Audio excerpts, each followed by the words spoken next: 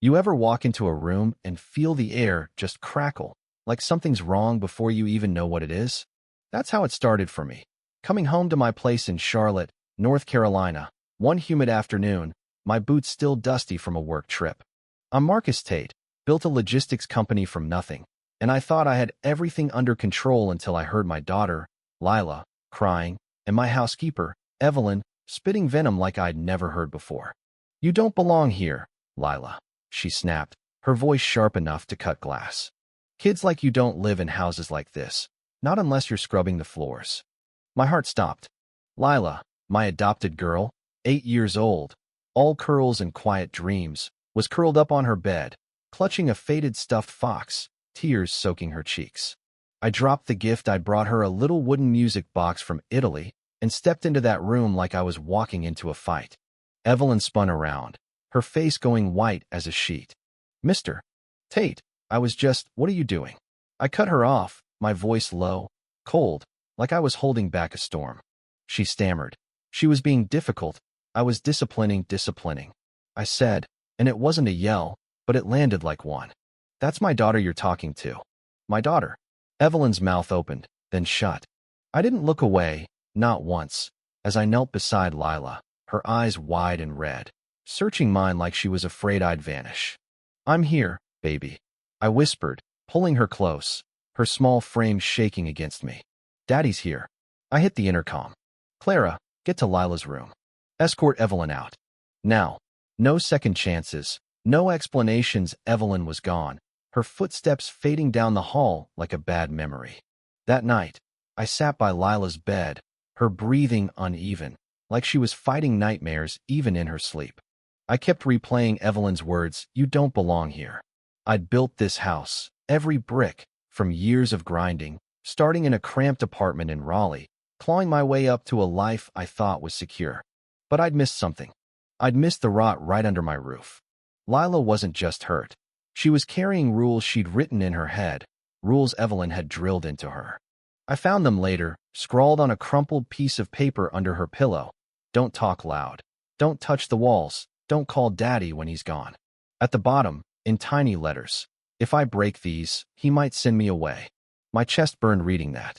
I'd adopted Lila 2 years ago, not for clout, not for headlines, but because when I met her, those big eyes told me she was mine, no question.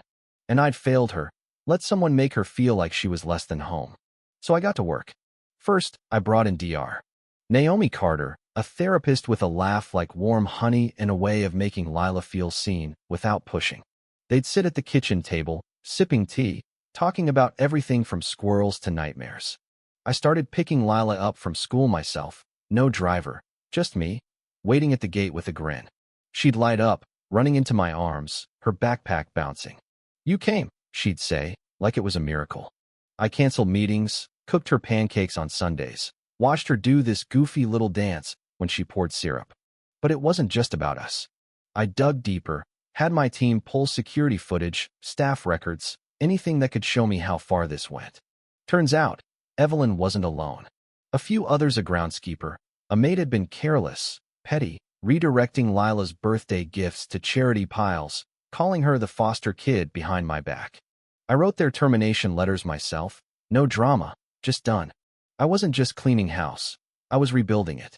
Then came the podcast.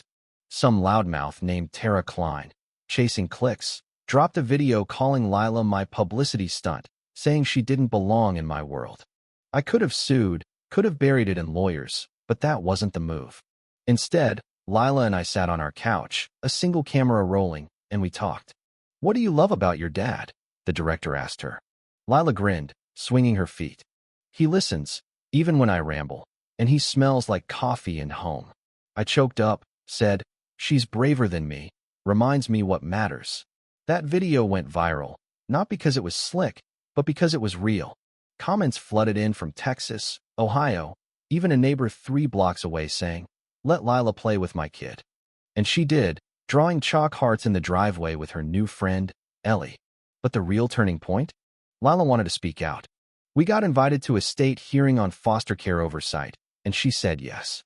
Picture this, a room full of suits, cameras blinking, and my 8-year-old in a yellow dress, clutching her stuffed fox, leaning into the mic. I used to think I had to be quiet to be safe, she said, voice shaky but strong. But now I know I can speak, and people will listen. The room went still, then erupted in applause. I've never been prouder. Back home, Lila started writing a little book called Lila's Light. Her words simple but heavy, about finding her voice. It's in libraries now, reaching kids who feel invisible. And last Thanksgiving, she had this idea to open our home to foster families. No fancy gala, just tables in the backyard, fairy lights, and laughter. She greeted everyone with a sticker, "Your family today." An old woman in a red scarf hugged me, said Lila reminded her of her grandson in foster care. That's when I knew this wasn't just our story anymore. Now, here's the thing. Standing in my backyard, watching Lila chase fireflies under that oak we planted together, I wonder, can you ever fully fix what's been broken? Can love outrun the shadows of someone's past? I think so, but it's messy, it's daily, it's showing up. What do you think? Have you ever had to fight for someone's place in your world, or maybe your own? Drop a comment, share your story. Let's talk about what makes a home, what makes justice, what makes us keep going. Hit that like button if Lila's courage hit you as hard as it hit me, and subscribe if you believe small voices can change everything.